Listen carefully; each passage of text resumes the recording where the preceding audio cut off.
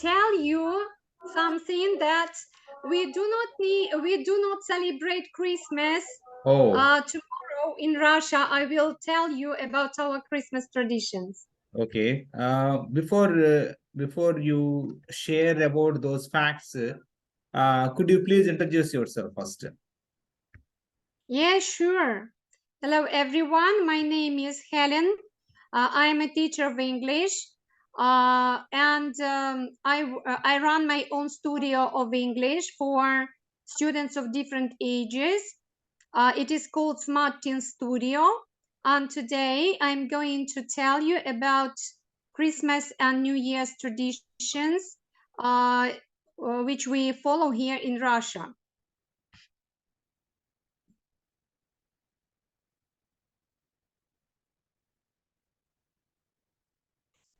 Yes, we can see. Okay, that's great. Today, I would love to share with you my Wakelet space.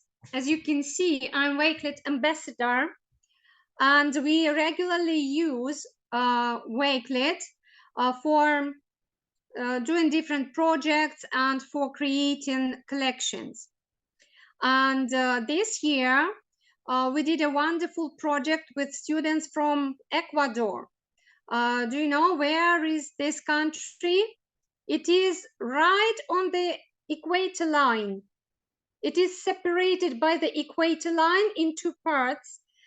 And this year we did a project, an exchange project. We exchanged Christmas greetings. And I made a collection with my students where we share some traditions. I will start opening it and you will see. So here in my collection, you will see how I personally celebrate Christmas in my house. But before I start sharing my collection, I would like to tell you that Christmas is a religious holiday. And here in Russia, we celebrate Christmas on the 7th of January, not on the 25th of December.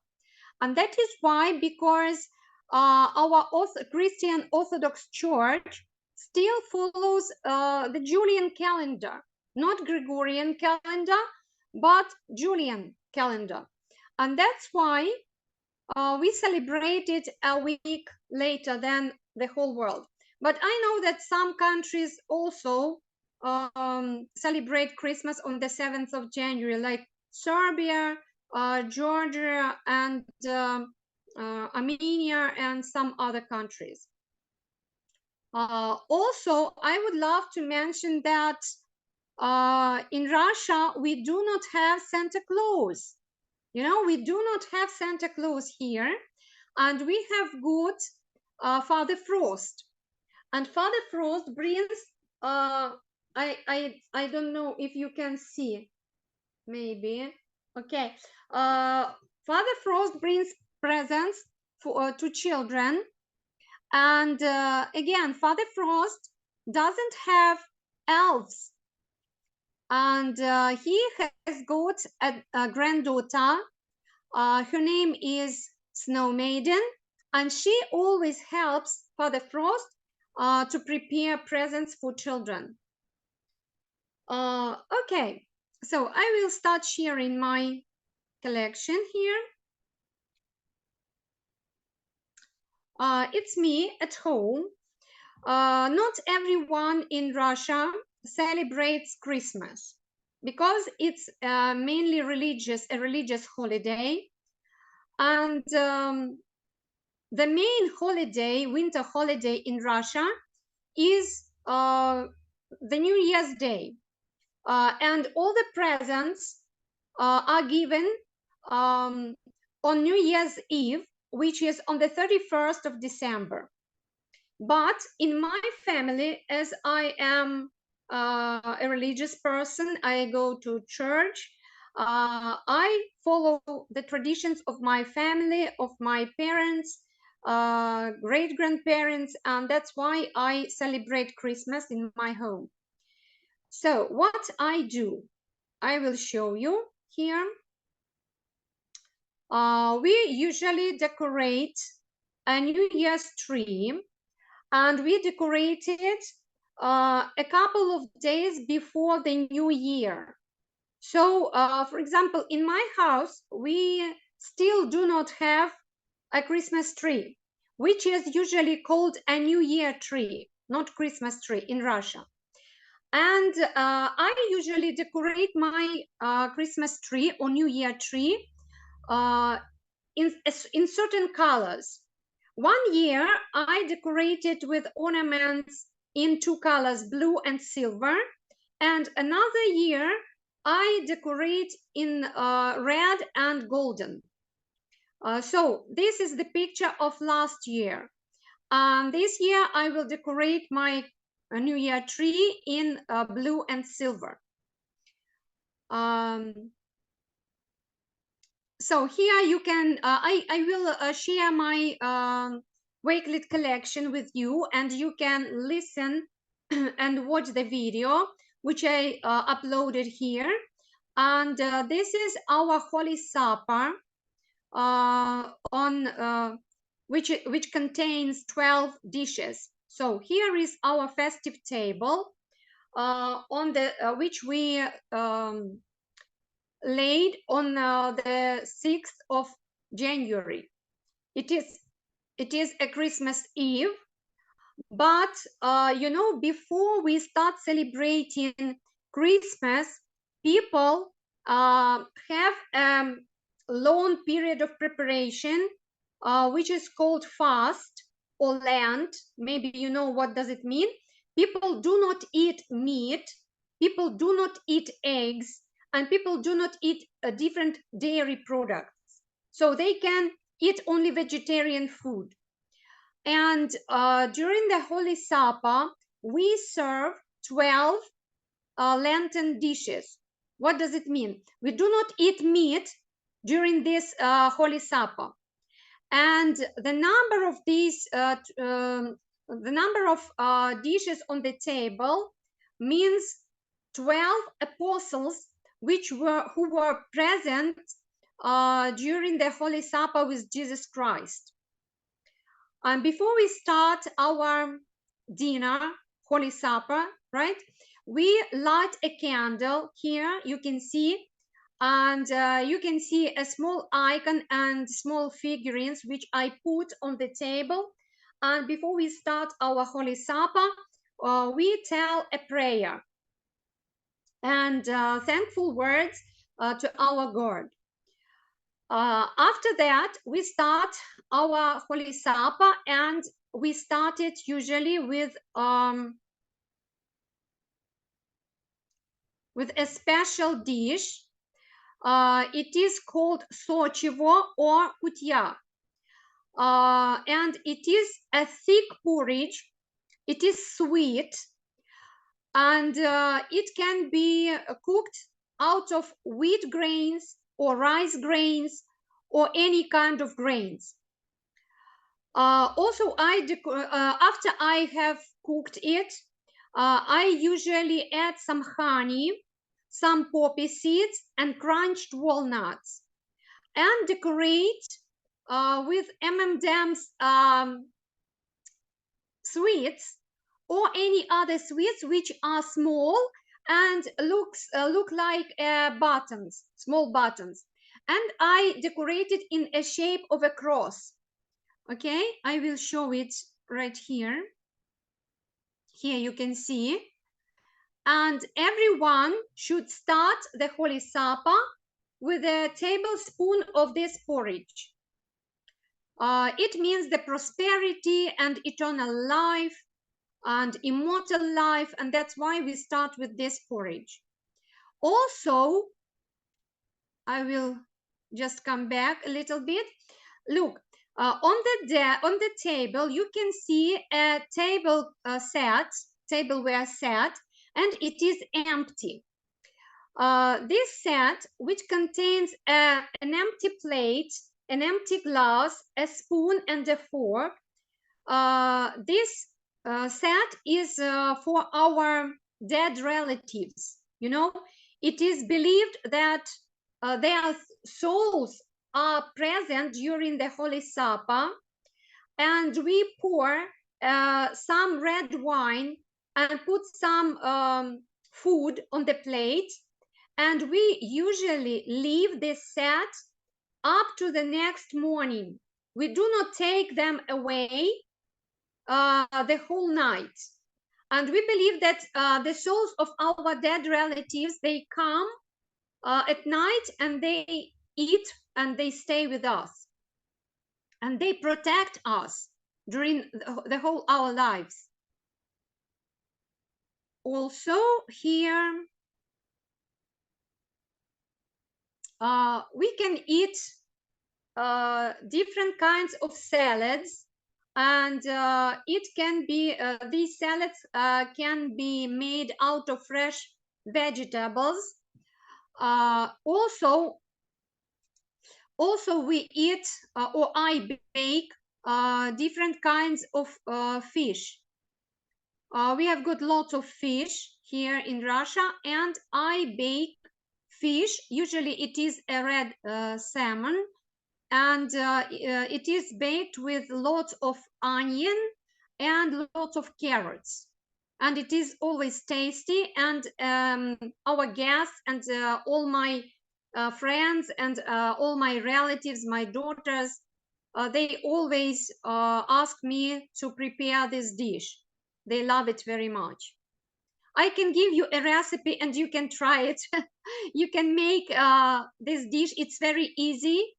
It takes maybe 30 or 40 minutes to prepare, but it's really very tasty. So also we cooked mashed beans, as you can see here. They are called red kidney beans, and I think that you have got these kinds of beans in India too, and you can prepare them. This dish is also very tasty, and it is served with fried onion. And also I stewed some cabbage and also boiled potatoes. And as you can see here, you can see olives. So the table should have 12 Lenten dishes, as I've mentioned before. What we can do on the Christmas Eve? People, churchgoers, I mean, and common people usually go to church. They pray and they visit festive mass or festive services in the church. And you know that in Russia we have got lots of snow in winter, and people usually make a cave, a kind of a cave out of snow. And here in this cave you can see some scenery from the nativity. Nativity means the day when the Jesus Christ was born. And here inside you can see some little figurines of Saint Mary, her husband Joseph, and a baby Christ. At night, people light lights here, and it looks very beautiful. Here you can see the small figurines of the three kings, or they are called sometimes three wise men or the Magi, who came to celebrate the birth of Jesus Christ in a manger, and accompanied by shepherds and angels, and they brought to Jesus some gifts. And you know that the tradition of giving gifts on Christmas Day originated from this very moment, because they brought to Jesus, to baby Jesus, some gifts. It was gold, frankincense, and myrrh. If you don't know these words, you can follow my collection and you can find out about these words if you do not know them, or maybe you do not have them in India. Okay, here I shared the video from YouTube, and my students can sing or can listen a very beautiful song about the three kings. So here is what it looks inside. As you can see, there is a very small icon inside, and a doll. It looks like a Jesus baby. Okay. Also, people decorate the church inside. Just a second, it's uploading.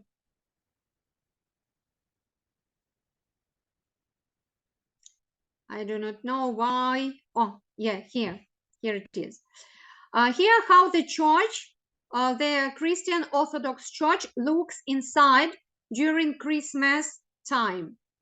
So it is beautifully decorated with lights, with real fir trees, some branches, and in the middle of the church we have got again this manger with figurines of Saint Mary and her husband Joseph and little Christ. And here again you can see three wise men or three kings. And we go to the church at midnight, and we stay there maybe up to 3 a.m. through the whole night, praying, saying thankful words to the God. And after that, people go home. And the next day, on the 7th of January, they celebrate Christmas. And from this day, they can eat all what they want. They can eat meat, eggs, and dairy products, whatever they want, until the next Lent. Yes. Okay. Here you can see my students who... I'd like to ask a question. Okay. What are the prime religions of Russia? Once a communist country, once most of the people didn't even patronize any religion because of communism prevailing in your country. But after the Soviet Union, erstwhile Soviet Union, I understood that there has been a religious aspect slowly spreading throughout Russia. So, what are the main religions of Russia at present? Okay, thank you for your question. And the main religion here in Russia, it is a Christian Orthodox Church. Orthodox, not Catholics, because Catholics, they celebrate Christmas tomorrow on the 25th of December. And here in Russia, we still follows the Julian calendar because we are Orthodox Christians.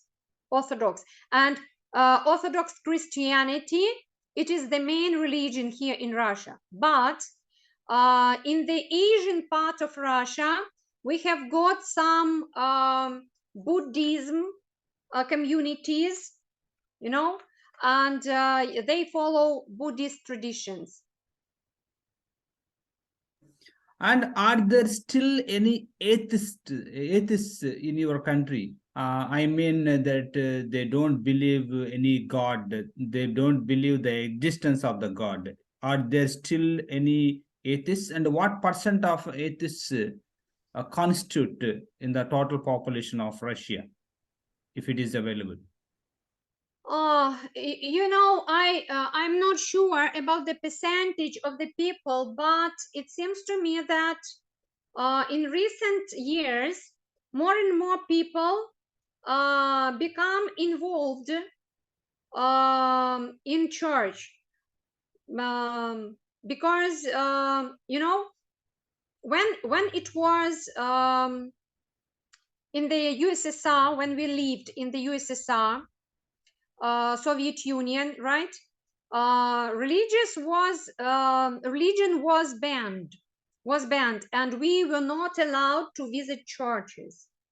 I remember when I was a girl, a student at school, we were not allowed to visit school, to visit churches. It was banned. And when the Soviet Union was destroyed, was cancelled, then slowly lots of churches were rebuilt, restored, and people started joining the community, and maybe 50-50, I suppose, like this. But yeah, there are lots of people who do not believe in any god. Yeah. Okay, and while you are explaining about the your traditions relating to the Christianity and relating to the Christmas celebrations, so I observed that you are saying about the offerings to the forefathers.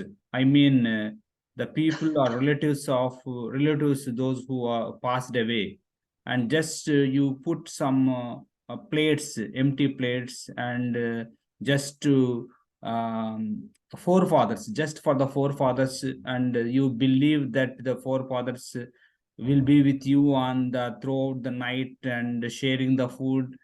So, what I felt that even in Hinduism, that means I am a Hindu by religion. Even in Hinduism, also we do have those beliefs, and on every festival day, we just put the portrait, and before the portrait, we offer the whatever the food that we prepare, and we just feel that there is someone. Um, I mean, the forefathers likely to join us, and they're likely to eat the food. And some people even they keep the food outside their home, and they call the crows to eat it. They believe that the crows are the representatives of the forefathers. I So, see, by I and see, large, yeah. whether it is in India or Russia, we do have the same belief system, and so that Yes, is quite yes, identical in terms of yeah. the kind of the beliefs we have. I would love to say something. I'm not really Russian. I am a Ukrainian by birth. I'm half Ukrainian, half Russian. My mom was Russian and my dad is Ukrainian. And my dad is still alive and he lives in Ukraine. And all the traditions that we have and that I keep, they were from Ukraine, and yes, and I still follows all these traditions that my father and his sisters, my aunts, they taught me how and what I should do, which food I should prepare, and how I should prepare. Here in Russia, in this place where I live now, people prepare this thick porridge, but out of rice. Maybe it might be like Indians, yeah, but I cook out of wheat grains, and my children love it very much. And I forgot to say that we cook this porridge only once a year, only for Christmas time, only for Christmas. And they always wait for this food the whole year round, and they are so happy. Yes, they so happy to get it on the festive table. And on the next day, they can add some milk when we warm this porridge the next day. Then after the fast, after the 40-day fast, they can at last add some milk, and then it tastes perfectly well. Yeah.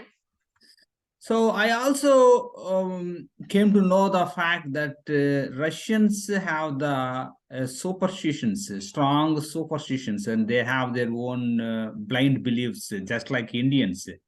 In the morning, we had a session with a Russian teacher from Siberia, and she shared with us a few facts about Russian blind beliefs. And while she was explaining about the beliefs of Russia, and she said that a black cat considered to be a evil for the people of Russia, but not just Russia. In India also, it was considered black cat to be an evil. And when we come across with a cat on the street, we consider that the work that we are going to do on the day will not yield fruitful results. So Yes. that's how that there are so many similarities between the Indians and Russians. And so do you think that are there any other similarities that you have seen while interacting with some other Indian teachers and students? Yes, because when I was a student, we have to drink a glass of milk at school, always. When I was a child, I do not like milk. I did not like milk, you know. Now I like it. But when I was when I was a child, I was forced always to drink a cup of milk, to drink a glass of milk. And you know, in 2019, I visited India and I visited one of the schools in Delhi, and they told me that, about this tradition that at school students have to drink a glass of milk before they start, or maybe between classes when they have a break, they have some breakfast, maybe, and they have to drink a glass of milk. Yes, yes. Yes. Most of my students they do drink a glass of milk. So students, raise the hands. Those who drink a glass of milk every day, raise the hands. Yeah, look at the students. So Yeah, almost great. yes. How many of you drink a glass of milk every day? Raise the hands. Yes, almost I All. think all my students they drink a glass of milk because we think that milk is a complete food. So Yes. yes, which cannot be replaced by any other food. So we think that milk is something that should be consumed on day-to-day basis because India is a hot country. The weather in India is very hot, extreme hot. So taking milk-related products like buttermilk and the curd and milk are the three things I think we need to take every day to beat the heat in a heated country like India. Yes, yes, sure. And I even add milk into my tea and coffee. I never drink tea or coffee without milk, always with milk. Yes. To ask you some questions. Yeah, please, please. Guys, what is the temperature like? What is the weather like now in India? Because here in Russia, we have got a very warm winter, very warm. It is about 0 degree, or maybe even sometimes plus 3 or plus 4. And this year we do not have snow. We do not have snow, and our students, our kids are very, very upset because Mm. it is winter. They have got lots of winter favorite winter activities. They love going skiing, skating, playing snowballs, building One of you, can any one of you brief about the today's temperature?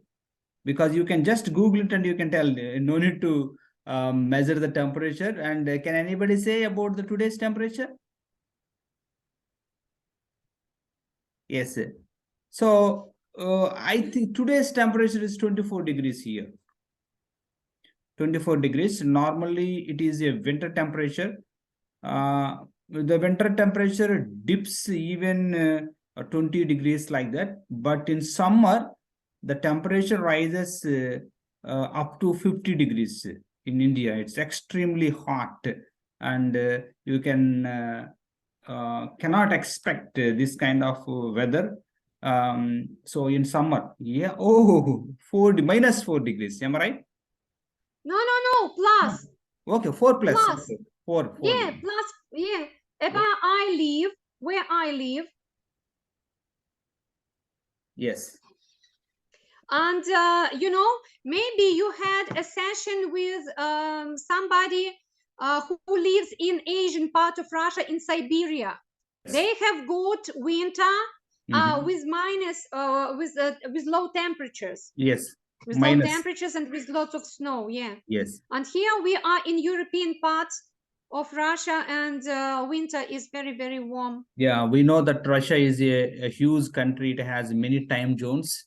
So Yes. your time zone is different from Siberian time zone. And students, do you have any questions? Otherwise, our guest teacher would like to ask a few questions. And please go ahead and ask the questions. We have 3 minutes time is left. May I request you to ask any questions to my students? Yes. Have you got any similar holiday like Christmas in your country? Yes. And do you celebrate New Year's Day as all the people celebrate it on the 31st of December, or do you celebrate New Year's Day in different on different season? Yes. Who can answer to this question? Lohita, you just turn on your camera and brief us. And do we celebrate Christmas here in India? And do we celebrate New Year Day in India? Christian celebrates Christmas, but in India we so many people are Hindus, so they don't celebrate Christmas. What about New Year? What about New Year celebrations? Do all Indians celebrate New Year? Yes, I think what she said that in India we have three faiths in India. We have a majority of the Indians are Hindus and Muslims, followed by the Christians. Christians celebrate the Christmas, and being a Hindu and being a Muslim, we are friends of Christians, and we respect the religion, and we they invite us to their homes on the day of Christmas, and we they give the parties. But New Year, when it comes to New Year, I think irrespective of the religion aspect, everybody they celebrate the New Year in India. Okay. Yes. Yeah, that's great. So I wish you Happy New Year. Thank you. And good luck and prosperity and success in all your dealings, in everything which you start in a new year. Thank you. Thank you so much.